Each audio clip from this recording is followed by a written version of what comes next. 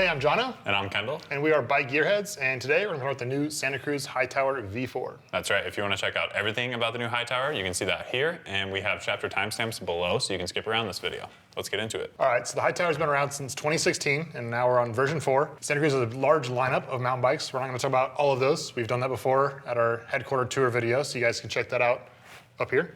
Yeah, tell us a little more about the lineup. Really quick, I think we should just review the trail bikes in the line. So starting with the Tall Boy, that's going to be a 120, 130 travel bike, and it's going to come with only 29-inch wheels. Moving on to the 5010, we then have a 130, 140 millimeter travel bike, and that one's going to be mixed wheel only. Moving on to the Hightower behind us, this is the kind of the cream of the crop mid-travel 29er in the range, so it's going to be 150 now in the rear, okay, 160 in the front, and then the Bronson is going to have the same amount of travel, but it's going to be mixed wheel only. All right, interesting. So like a lot of people will be comparing that Bronson and Hightower. Exactly, and we did a full video on the new Bronson. You can check that out up here. So yeah, the Hightower is going to be great for kind of your do-it-all trail bike, good for long adventure rides. But let's get into what's new about this bike. All right, let's do it. You mentioned the travel. It is now 150 in the rear, bumping up from 145 previously. Right. Okay. And then 160 in the front, used to be 150. New Geo as well. Yep, we got the new geometry. They went for the longer, slacker, better treatment. I actually think this is a good move for this bike. I have heard a few people on the previous generation of the Hightower say that they kind of wanted to size up, you know what I mean? Mm-hmm. And so yeah, the reach is I think 5 millimeters longer across the board, which puts this XL at a 497 in the low position. So. Okay.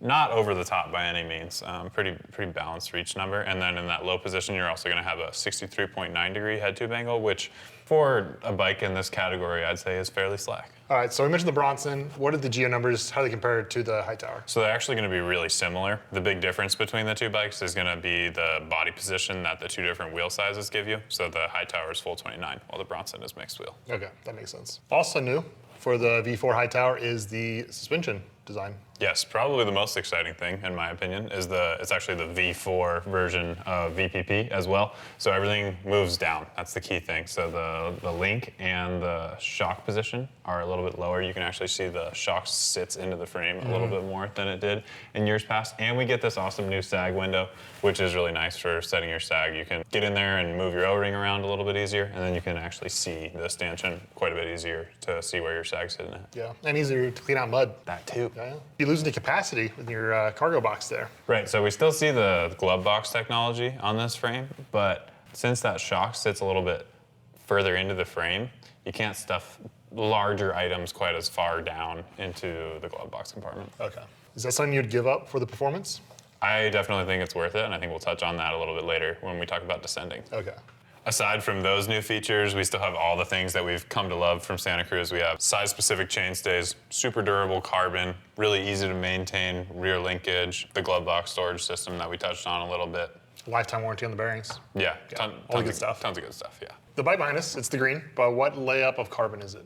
So this is going to be the Carbon C, and then they also do the Carbon CC, which only comes on the top tier build, and then the frame-only option. Okay, so like pretty much all Santa Cruz's. Yep. Another note about that CC frame is that they removed the cable port for the shifter cable, so it's going to be wireless drivetrains only. Okay, so that will limit some people from building up their custom frame-up CC bike if they want mechanical. Right. Yeah. So there are 2 carbon options, and what are the options for builds with those? So we have 6 total builds for this bike, and we have the top tier build comes in the CC carbon frame, and then the frame only will also be the CC carbon frame. So the build behind us is the GX Axis transmission. You want to run people through that? Yeah, it's an awesome mid-level build. We're going to see that GX transmission, electronic drivetrain behind us, super reliable and sturdy. Performance Elite suspension from Fox, as well as alloy wheels. And really cool thing about this bike is it comes with the new Maven brakes. It's the Maven Bronze. It would have been great to see bigger rotors on this bike, actually, with those super powerful Maven brakes. They're only 180 millimeters, so yeah, for my size, I would prefer that. A lot of riders won't need it, but yeah. One nice thing is, something to know. Yeah, if people order from us, though, they can contact the Gearhead and reach out and be like, hey, I want to run bigger rotors. That's something we can do, and they'll be able to do that. So yeah. before you get the bike, we can make that swap, and it's no big deal. easy peasy. Another cool thing I like about this build is the one-up dropper post. Love that post. Yeah, it's coming in a 210 mil travel on the size XL, which is longer than you're gonna see on a lot of other XL bikes out there, so I appreciate that. Speaking of the XL, this bike is available in sizes small through double extra large. We have the extra large behind us, and I'm about 6'4" for reference. All right, so this leads us to ride impressions. How does the bike climb? Climbing was super impressive with this bike, considering it's at like the longer end of the travel spectrum for a mid-travel trail bike. Yeah, I was really impressed with the way it climbs. I think some people might be worried like, oh, you know, they made it longer, they made it more travel, it's gonna climb worse, but I don't really think that's the case here. I think the revised VPP does a great job of retaining all of the climbing performance that we loved from the previous version and just adding descending performance and maybe even a little bit of traction for the technical climbs, which is another area where I actually thought this bike shined really well. One of the days that I was out test riding, it was properly wet and slippery, and I was able to clean some pretty greasy climbs, like with lots of like sand and boulders, things like that. Really impressed with the technical climbing. I think this bike would be really fun to take somewhere with a bunch of like, you know, janky terrain, maybe like Moab, Sedona, or even like Squamish somewhere in the Pacific Northwest. Big chunk. Yeah, it's a great bike for that. Did you do any fire road climbs where you need to lockout switch, and if so, how does it climb? I didn't end up doing any fire road climbs, but I probably would reach for it on a fire road. Other than that, I don't think you need it at all. I think any single track, it's probably better to have it open. Just gonna give you more traction for the technical bits. This is more of the type of bike where when you get on it, it actually like makes you wanna go climb more. You know what I mean? Like it's just super efficient feeling, and it almost like resembles the tall boys climbing performance more than like the mega towers, so to speak. All right, so how does this bike descend? I'd say it looks like it rips, but let's hear it from you. No, for sure. Honestly, this category of bike, like the mid-travel 29er, is not really one that typically excites me. And so I didn't have super high expectations, but I was kind of blown away. I really liked the way that this bike sat in the travel. I think that's like the main benefit that I felt from the revised VPP. It was kind of surprising, like how much it reminded me of like my old Mega Tower, for instance. Like it just, the rear wheel just really sticks to the ground and tracks super predictably in a way that like really reminds you of like how bigger bikes ride. Did you hit any like fun jumps on the descent or anything? Yeah, we did do a good huck to flat, which I was a little bit skeptical about doing on a bike like this. You know, I thought it might be really harsh, but it honestly just ate it up. It was like, it was so fun that I ended up doing it twice. Oh, there you go. And you just used the suspension guide on Santa Cruz website to dial that in? That's right, yes. I referenced their website. They recommended about 240 PSI for my weight. I rode it around in the parking lot and ended up bumping to like 250, just like a little under 250. And that was the sweet spot for me. I typically do run my bikes a little bit stiffer and slower anyways. All right, so have you ridden the previous generation Hightower? Yes, I have. Okay, so how does this one compare to that?